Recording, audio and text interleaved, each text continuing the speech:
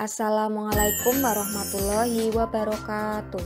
Selamat datang kembali di video pembelajaran IPS. Pada hari ini kita akan belajar mengenai dinamika kependudukan Indonesia. Yang pertama, kita akan belajar mengenai kuantitas penduduk. Kuantitas penduduk ini ada 4 macam ya. Yang pertama yaitu ada jumlah penduduk. Jumlah penduduk adalah banyaknya penduduk yang menempati suatu wilayah pada waktu tertentu. Nah, negara dengan jumlah penduduk terbesar di dunia pada tahun 2019 yaitu sebagai berikut. Peringkat pertama itu ada Tiongkok ya, atau negara Cina. Peringkat 2 ada India, peringkat 3 Amerika Serikat, dan kita Indonesia ada di peringkat 4. Kemudian peringkat 5 ada negara Pakistan. Untuk mengetahui jumlah penduduk suatu negara dapat dilakukan dengan berbagai cara. Yang pertama yaitu ada sensus penduduk. Sensus penduduk ini dibedakan menjadi 2 ya, ada sensus de facto, merupakan pencacahan yang dikenakan kepada setiap orang pada waktu diadakan sensus di dalam negara yang bersangkutan. Sedangkan sensus de jure itu adalah pencacahan yang hanya dikenakan kepada setiap orang yang benar-benar berdiam atau bertempat tinggal di daerah negara yang bersangkutan.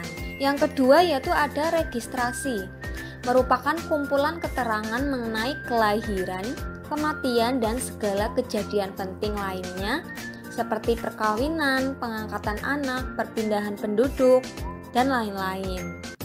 Yang terakhir yaitu ada survei, merupakan cara pengumpulan data yang dilaksanakan melalui pencacahan sampel dari suatu populasi untuk memperkirakan karakteristik objek pada saat tertentu. Jadi kalau sampel itu hanya diambil beberapa orang saja, tidak semuanya. Itu namanya sampel ya. Berikutnya mengenai pertumbuhan penduduk. Pertumbuhan penduduk merupakan angka yang menunjukkan tingkat pertambahan penduduk per tahun dalam jangka waktu tertentu. Faktor yang mempengaruhi pertumbuhan penduduk yaitu yang pertama ada kelahiran atau nama lainnya natalitas. Jadi kelahiran ini ya menentukan pertumbuhan penduduk karena dengan kelahiran menambah jumlah penduduk di suatu daerah. Sedangkan kebalikannya, kalau kematian berarti menyebabkan jumlah penduduk menjadi berkurang. Sedangkan migrasi itu merupakan perpindahan penduduk dari suatu daerah ke daerah yang lain. Nah, migrasi ini jika orang-orang itu masuk ke suatu wilayah, berarti jumlah penduduk di wilayah itu menjadi bertambah. Sedangkan pada wilayah asal jumlah penduduknya menjadi berkurang. Selanjutnya yaitu mengenai komposisi penduduk. Komposisi penduduk merupakan pengelompokan penduduk berdasarkan kriteria tertentu. Contoh yang pertama yaitu ada pengelompokan penduduk berdasarkan usia.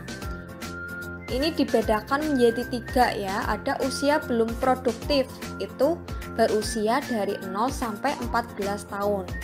Maksudnya usia belum produktif itu adalah usia di mana mereka itu belum mampu menghasilkan barang dan jasa dalam ketenaga kerjaan. Kalau usia produktif itu usia 15 sampai 64 tahun. Jadi mereka mampu menghasilkan barang dan jasa dalam ketenaga kerjaan. Sedangkan usia tidak produktif itu lebih dari 65 tahun ya. Jadi sudah tua ya.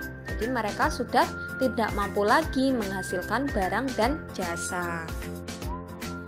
Berikutnya yaitu ada pengelompokan penduduk berdasarkan usia dan jenis kelamin, yaitu ada penduduk muda atau ekspansif.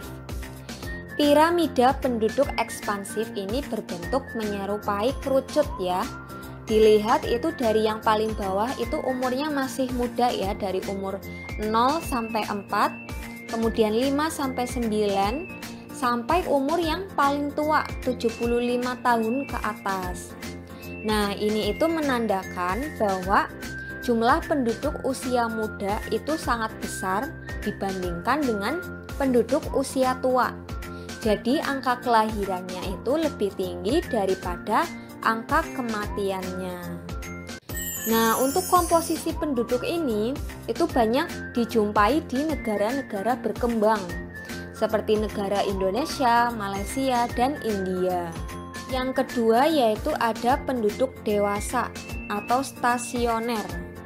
Bentuk piramida penduduk dewasa ini menyerupai batu nisan ya, yang menandakan bahwa jumlah penduduk antara usia muda dengan usia dewasa itu relatif seimbang. Dan biasanya untuk piramida penduduk dewasa ini itu ada pada negara-negara maju, misalnya itu negara Amerika Serikat, Belanda, dan Inggris. Yang ketiga yaitu ada penduduk tua atau konstruktif. Bentuk piramida penduduk ini menyerupai guci terbalik ya. Komposisi penduduk konstruktif ini bercirikan jumlah penduduknya itu terkonsentrasi pada kelompok dewasa. Itu ya, dilihat bagian menonjolnya itu ada pada umur-umur yang dewasa. Sedangkan angka kelahiran dan angka kematiannya itu cenderung rendah. Beberapa negara yang berada di fase ini itu ada negara Swedia, Jerman, dan Belgia. Berikutnya yaitu ada komposisi penduduk berdasarkan agama, yaitu pengelompokan. Ada yang beragama Islam, Kristen, Katolik, Hindu, Buddha, dan Konghucu.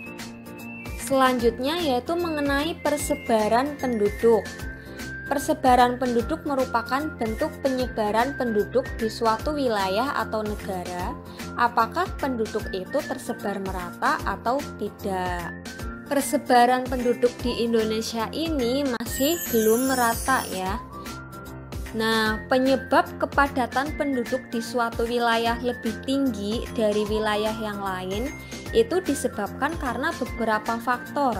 Misalnya itu karena faktor keadaan alam dan faktor sosial ekonomi, seperti lahan pertanian yang subur.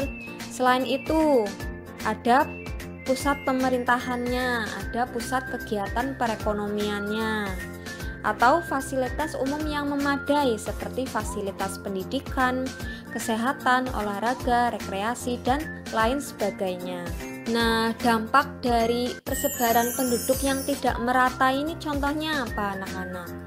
Contohnya yaitu akan terjadi masalah kurangnya lapangan pekerjaan, serta akan banyak pengangguran dan angka kriminalitas yang tinggi.